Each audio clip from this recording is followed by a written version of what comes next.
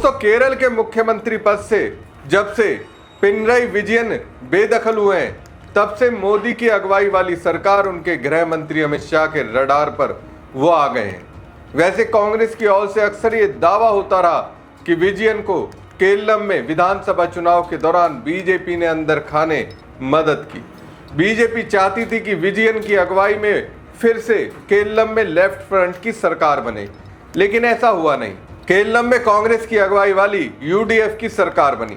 अब हुआ ये दोस्तों, विजयन अमित शाह के गृह मंत्रालय के अधीन ईडी के रडार पर आ गए। ईडी की ओर से उन पर ताबड़तोड़ छापेमारी हो रही है।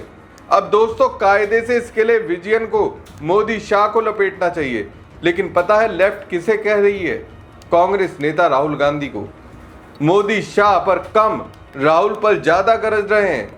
ऐसे में सवाल है, आखिर राहुल गांधी ने ऐसा क्या किया, या फिर विजयन की दावों की माने तो गृह मंत्री अमित शाह से ऐसा क्या कहा जिसके बाद अमित शाह ने उनके पीछे ईडी को लगा दिया। नमस्कार दोस्तों, मैं हूं परवीन सानी। दोस्तों, राष्ट्रीय राजनीति का एक दिलचस्प पहलू हमेशा चर्चा में रहता है। दिल्ली के मंचों पर कांग्रेस और लेफ्ट नेता अक्सर एक दूसरे का हाथ थामे नजर आते हैं। राहुल गांधी के साथ वाम दल के बड़े चेहरे मुस्कुराते हुए तस्वीरें खिंचवाते हैं, लेकिन जैसे ही भौगोलिक सीमा बदलकर केरल पहुंचती है, ये सियासी दोस्ती फौरन कट्टर दुश्मनी में बदल जाती है। ताजा मामला केरल के पूर्व मुख्यमंत्री विजयन के ठिकानों पर हुई ईडी की छापेमारी का है, जिसने सूबे की राजनीति में जबरदस्त भूचाल ला दिया है।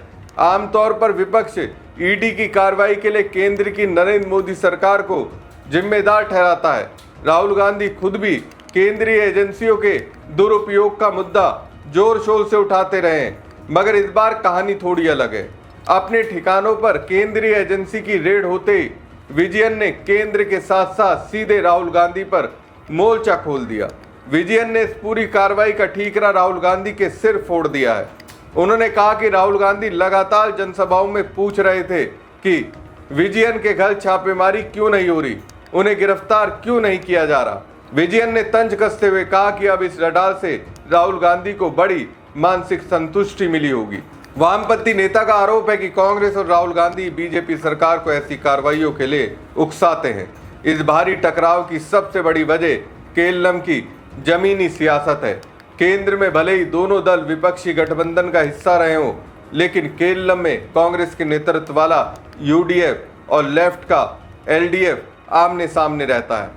जब राहुल गांधी ने केरल की वायनाड सीट से लोकसभा चुनाव लड़ने का फैसला किया, तभी से लेफ्ट असहज था। विजयन को लगा कि राहुल केरल आकर उनकी जमीन कमजोर कर रहे हैं। यही वजह कि विजयन ने एक बार यहां तक कह दिया था कि राष्ट्रीय नेता होने के बाद भी राहुल में एक स्थानीय कांग्रेस कार्यकर्ता जितनी भी समझ नहीं है। चुनावी माहौल के दौरान राहुल गांधी ने भी विजयन सरकार को घेरा था। उन्होंने आरोप लगाया था कि देश भर में अल्पसंख्यकों पर हमले करने वाली ताकतों और लेफ्ट फ्रंट के बीच अंदरूनी साठगांठ है। राहुल ने विजयन को सीधे तौर पर बीजेपी की बी टीम करार दिया था और भ्रष्टाचार के मामले पर चुप्पी को लेकर सवाल उठाए थे। अब विजयन के इस तीखे हमले पर कांग्रेस ने भी पलटवार किया है।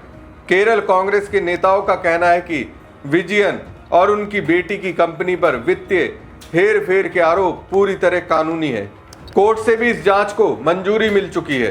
कांग्रेस का आरोप है कि जब अपनी बेटी की कंपनी के मासिक भुगतान घोटाले में फंसने की बात आती है, तो विजयन खुद को बचाने के लिए राहुल गांधी के नाम का सहारा लेकर विक्टिम कार्ड खेलने लगते हैं। सियासी गलियारों में ये बात जग जाहिर है कि राहुल गांधी और विजयन के बीच कभी कोई निजी या परिवार का रिश्ता नहीं रहा। दोनों नेताओं के बीच कोई पर्सनल बाउंडिंग नहीं देखी गई। रिकॉर्ड्स बताते हैं कि राहुल गांधी के वायनाड से सांसद रहने के दौरान भी दोनों की मुलाकातें ना के बराबर हुई। साल 2019 में जब वायनाड में भीषण बाढ़ आई थी, तब राहुल ने दिल्ली के केरल हाउस में मुख्यमंत्री विजयन से करीब 20 मिनट की एक बेहद औपचारिक मुलाकात की थी, जिसमें सिर्फ राहत कार्यों पर बात हुई थी। कांग्रेस के रिश्ते लेफ्ट के केंद्रीय नेताओं जैसे स्वर्गीय सीताराम येचुरी, हरकिशन सिंह सुरजीत या प्रकाश कारत के साथ हमेशा बेहतर रहे। यूपीए सरकार के दौरान में इन नेताओं की कांग्रेस से नजदीकियां थी। इसके उलट विजयन हमेशा दिल्ली की बैठकों से दूर रहे और अपनी राजनीति को केरला तक ही सीमित रखा। यही वजह कि आज जब केरल की राजनीति में जांच की आंच आई तो दिल्ली की दोस्ती पूरी तरह दरक चुकी है। तो दोस्तों, केरलम की राजनीति का ये पूरा घटनाक्रम सिर्फ ईडी की छापेमारी की कहानी नहीं है, ये उस सियासी रिश्ते की असलियत भी दिखाता है जिसे दिल्ली में विपक्षी एकता का नाम दिया जाता है। संसद के भीतर कांग्रेस और लेफ्ट नेता बीजेपी के खिलाफ एक मंच पर दिखाई देते हैं, संविधान बचाने की बात करते हैं, एजेंसियों के दुरुपयोग पर साथ खड़े नजर आते हैं, लेकिन जैसे ही बात केरलम की आती है वही साथी एक दूसरे के सबसे बड़े राजनीतिक प्रतिद्वंदी बन जाते हैं। दिलचस्प बात यह है दोस्तों, राहुल गांधी के रिश्ते वाम दल के लगभग सभी बड़े नेताओं के साथ हमेशा सहज और संवादपूर्ण रहे हैं। स्वर्गीय सीताराम येचुरी हो, हरकिशन सिंह सुरजीत हो या फिर प्रकाश कारत जैसे नेता। कांग्रेस और लेफ्ट के बीच वैचारिक मतभेद जरूर रहे, लेकिन व्यक्तिगत संवाद और राजनीतिक तालमेल बना रहा। संसद से लेकर विपक्षी बैठकों तक राहुल गांधी और लेफ्ट नेतृत्व के बीच एक राजनीतिक समझ दिखाई देती रही है। लेकिन विजयन का मामला हमेशा अलग रहा। विजयन ने खुद को राष्ट्रीय विपक्षी राजनीति से थोड़ा अलग रखकर केरलम केंद्रित नेता के तौर पर स्थापित किया। यही वजह रही कि राहुल गांधी और विजयन के बीच कभी वैसी व्यक्तिगत नजदीकियां या राजनीतिक केमिस्ट्री नहीं बन पाई जैसे दूसरे वामपंथी नेताओं के साथ दिखाई देती है। यहाँ तक कि राहुल गांधी जब वायनाड से सांसद बने तब भी दोनों नेताओं के बीच दूरी की चर्चा लगातार होती रही। दरअसल राहुल गांधी ने पिछले कुछ वर्षों में केरलम में जिस तरह सीधे विजयन और उनकी सरकार पर हमला बोला, उससे लेफ्ट नेतृत्व के भीतर भी असहजता बढ़ी। राहुल ने विजयन सरकार पर भ्रष्टाचार, बीजेपी से अंदरूनी समझौते और अल्पसंख्यक राजनीति को लेकर लगातार सवाल उठाए। यही वजह कि अब जब जांच एजेंसियां सक्रिय हुई, विजयन को सिर्फ कानूनी कार्रवाई नहीं बल्कि राजनीतिक घेराबंदी लग रही है। लेकिन दूसरी तरफ कांग्रेस भी पीछे हटने को तैयार नहीं है। कांग्रेस साफ कह रही है कि अगर किसी कंपनी, किसी वित्तीय लेन देन या मुख्यमंत्री के परिवार पर सवाल उठ रहे हैं तो उसकी जांच होना लोकतंत्र का हिस्सा है। कांग्रेस ये भी कह रही है कि हर बार एजेंसियों की कार्रवाई को सिर्फ राजनीतिक साजिश बताकर खारिज नहीं किया जा सकता।